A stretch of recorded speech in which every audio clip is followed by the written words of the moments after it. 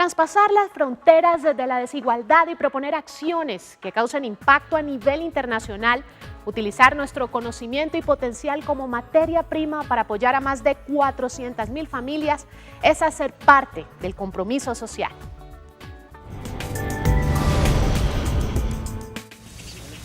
Para poner en marcha la Ley de Víctimas y Restitución de Tierras, el gobierno colombiano creó una unidad encargada de convertir en hechos lo que quedó plasmado en la ley, la deuda histórica del Estado con las víctimas del conflicto armado interno en nuestro país. En virtud de esta ley, el gobierno creó la Unidad Administrativa Especial para la Atención y Reparación Integral a las Víctimas, órgano que se ha encargado de trazar una ruta hacia la reconciliación y la paz en Colombia. La Ley de Víctimas y de Restitución de Tierras se constituye en un hecho histórico para el país. Nos acompaña precisamente la doctora Paula Gaviria. Ella es la persona que el Gobierno Nacional delegó para asumir toda esta responsabilidad de la atención a las víctimas. Doctora Paula, bienvenida a Portada. Muchísimas gracias, Juber. Para mí es un placer poder contarles en qué estamos en la implementación de la Ley de Víctimas. Doctora Paula, ¿cuál es el origen? ¿De dónde salió esta ley? Sale del Congreso de la República en el 2007, una iniciativa en su momento del Partido Liberal, pero un consenso entre los partidos también en su momento. Unas discusiones de 2 años en el gobierno del presidente Uribe en su momento, en donde se trabajó con muchas víctimas del país, con muchas organizaciones, y finalmente en el 2010 el presidente Santos, fruto de también un proceso político de convergencia y de unidad nacional, presenta el proyecto de ley en octubre del año 2010. Y ahí iniciamos este proceso que finalmente en junio 10 del año pasado se convierte en ley de la República. Doctora Paula, ¿hacia qué tipo de víctimas está orientada esta política? A todas las víctimas que han sufrido graves violaciones a sus derechos humanos y al derecho internacional humanitario en el marco del conflicto armado interno. Según lo que determina esta ley, ¿qué recibe una víctima de la violencia? ¿Qué beneficios recibe? Recibe atención integral, es decir, todas las medidas que hacen que su vida sea una vida más amable, en condiciones dignas, y recibe reparación integral, que es ya el reconocimiento político y la apuesta política por parte del Estado a reconocer que a esa persona nunca se le debe haber causado ese daño que se le causó. Y ahí hay diferentes medidas psicológicas, medidas en dinero, medidas como la restitución de sus tierras. Un tema muy sensible y lastimoso ha sido el asesinato y las amenazas a los dirigentes de las asociaciones de víctimas en el proceso de restitución de tierras. ¿Qué está haciendo el Gobierno Nacional a este respecto? Nosotros tenemos que sentarnos con las entidades territoriales, acompañarlas en el diseño para determinar todos esos riesgos que hay a nivel local para las víctimas que habitan los territorios y definir acciones conjuntas que implican Estado, implican fuerzas militares, policía, pero también implica a la sociedad y a las comunidades, quienes deben denunciar, quienes deben alertar y quienes deben de acercarse al Estado para poner en conocimiento estos hechos de riesgo. Dentro de esta política de ley de víctimas y de restitución de tierras, ¿cuál es la importancia de la tarea que desempeña el SENA?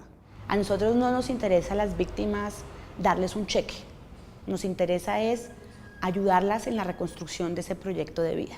Y el SENA ahí juega un rol trascendental y lo ha venido jugando en la historia de este país en los últimos años. Ya venimos trabajando con el SENA, determinando cuál es esa población a la cual el SENA va a acompañar en este proceso.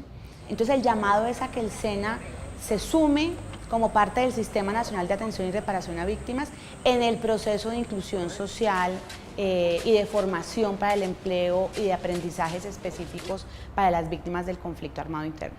Doctora Paula Gaviria, directora de la Unidad para la Atención y Reparación a las Víctimas. Gracias por acompañarnos en Portada. A ustedes muchas gracias. Según el informe del último año de la Organización Mundial de la Salud y el Banco Mundial, alrededor de 1.000 millones de personas sufren de discapacidad, es decir, un 15% de la población.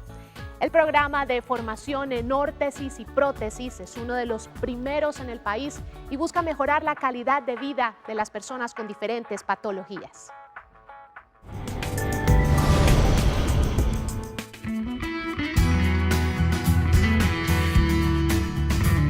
una de las bondades del programa que se denomina de desarrollo y adaptación de prótesis y órtesis es que le brinda la posibilidad no solo a los que quieren hacer su formación de cero, sino que también le facilita y le posibilita a quienes de manera empírica vienen ejerciendo esta actividad, que no tienen un certificado que lo respalde, pues el SENA, a través del SENA y de las instituciones y los convenios que hace el SENA, van a tener la posibilidad de acreditar sus conocimientos y su experiencia.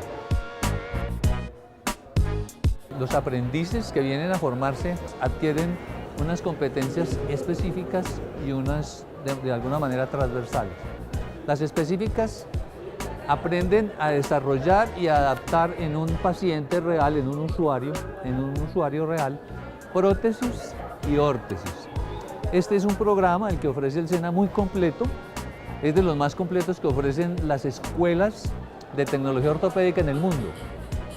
Nosotros tenemos acá en extensión y en profundidad los contenidos que permiten de manera de conocimientos y en la práctica poderle dar una respuesta de altísima calidad con estándares internacionales a los usuarios en prótesis y en órtesis.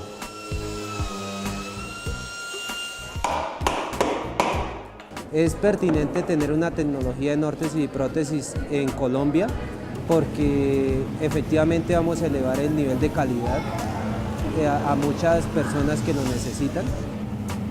La metodología de trabajo en el SENA o de enseñanza es por competencias, ¿sí?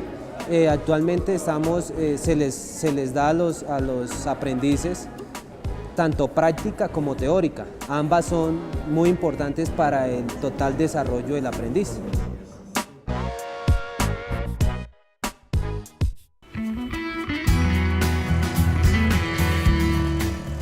La experiencia de capacitarme en el SENA ha sido grandiosa. Contamos con profesores altamente calificados. Tengo mi propia empresa, entonces ha sido de gran ayuda para mí lo que he aprendido y lo he puesto en práctica aquí en el manejo de mis propios usuarios.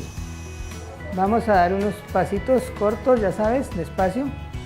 Eso.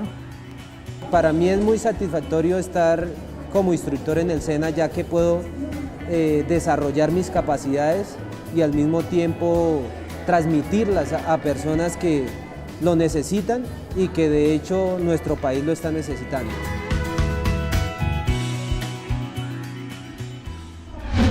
Agradecemos a nuestros televidentes su compañía y no se pierdan este miércoles la entrevista con Fernando Del Vecchio, empresario argentino, quien nos habla de cómo iniciar con éxito el camino empresarial. Para más información, visiten la página www.sena.edu.co. También nos encuentran en Facebook como SENA Comunica y en Twitter como @SENAComunica. Nos vemos dentro de 8 días aquí en Portada.